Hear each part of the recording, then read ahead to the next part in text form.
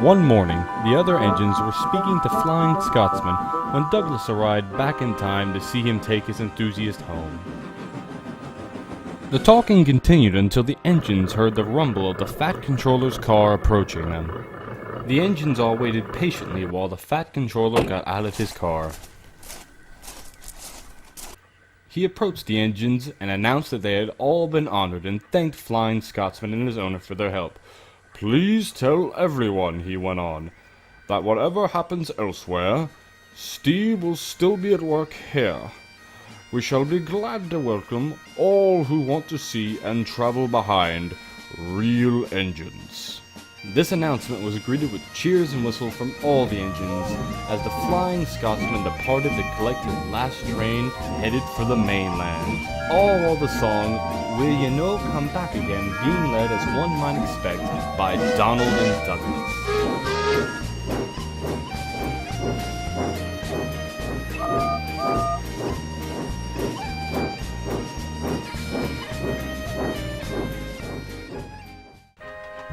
At last, Douglas could tell his news.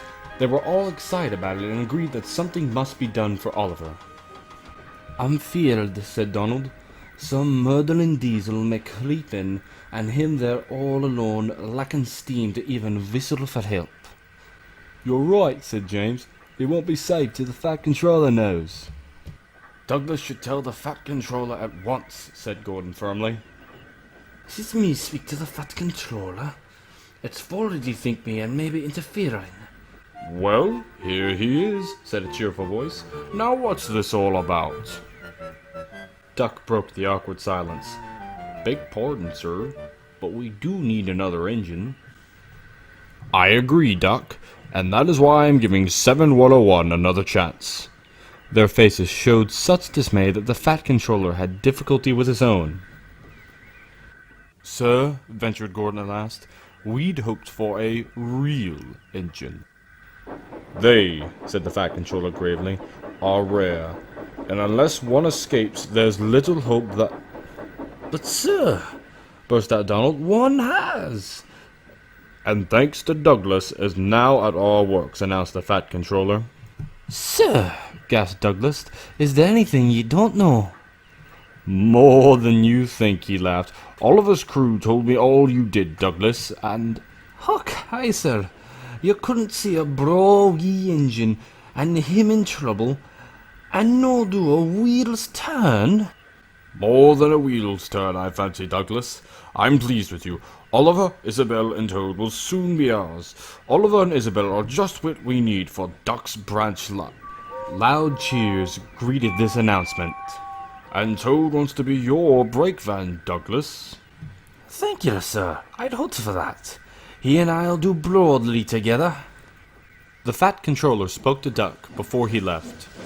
"Now, Duck, you should know that Oliver is not yet ready to be steamed yet. He needs minor repairs, so it will be about 1 month before he's on your line. I hope that you can keep up with the extra workload until then." "Why, yes, sir," Duck said proudly, but secretly he was having his own doubts.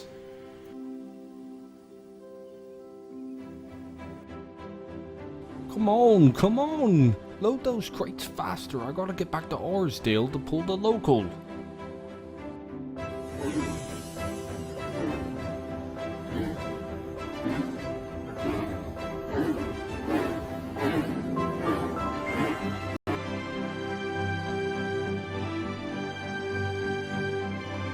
Ever since the Flying Scotsman's visit, freight and passenger traffic had picked up drastically on the main line and branch lines. Duck was having to work as station pilot and the coastal line near Arsdale all at the same time. This was beginning to wear on him. Soon, the days became weeks. The weeks became a month. 1 month became 2, and 2 became 3. And still, the new engine had not come to relieve or help him. Duck was getting pushed past his limits, and was beginning to feel as if he'd been forgotten about by the Fat Controller. Still, though, he soldiered gamely on, as engines of the Great Western Railway must always do.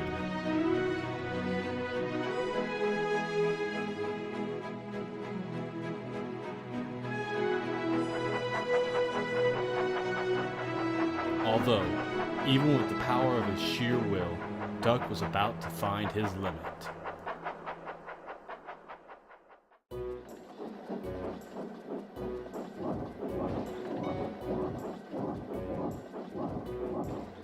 Three months.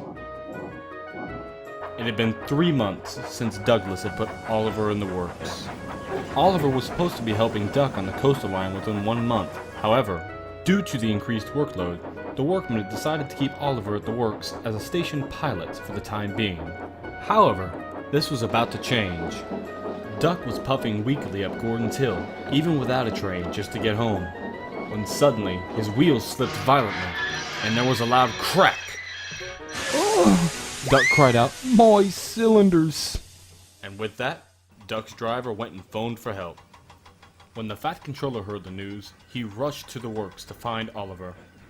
"Oliver," the Fat Controller explained, "one of our engined Duck has had an accident, and seeing as you're going to be helping him soon, it only makes sense to send you." "Why, thank you, sir," exclaimed Oliver excitedly. "I'll go right away." "That's a good engine, Oliver," said the Fat Controller proudly. "Now, go and make the Great Western and the Northwestern Railways proud." "I will, sir. Thank you, sir. I won't let you down, sir."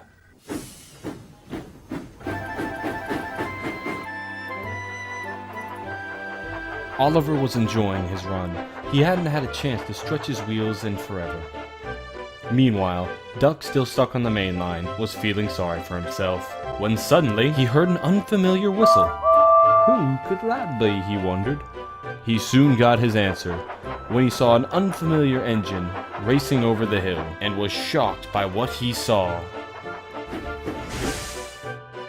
Your Great Western? Yes, I'm Oliver. The Fat Controller sent me to help you.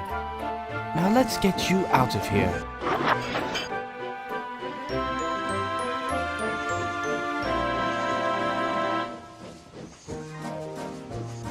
Once Oliver had rescued Duck and they'd finally arrived on Duck's branch line, Toad and Isabel soon followed. Then the Fat Controller rescued 3 more Western auto coaches. Alice and Mirabel he gave to Duck. The third, Dulcie, joined Oliver and Isabel. And soon, D7101 joined the Northwestern Railway, repainted in the same color as Boko. Henry spoke a good word for 7101, and the others gave him a warm welcome. He had good manners for a start, so Henry didn't find it hard to teach him our ways. 7101 finds these much different from other railways, but much more interesting. They teased him at first because of his growls. They said he was like a bear. He still growls, but not because he's cross, but because he can't help it. His name, Bear, has stuck. He likes it. It's nicer than just a name, he says. Having a name means that you really belong. And what about Duck and Oliver? Duck and Oliver are happy on their branch line. It runs along the coast to the small railway. We reopen branches, they boast. They are very proud of this indeed. The others laughed at first and called their branch the Little Western. Duck and Oliver were delighted, and now no one ever thinks of calling it anything else.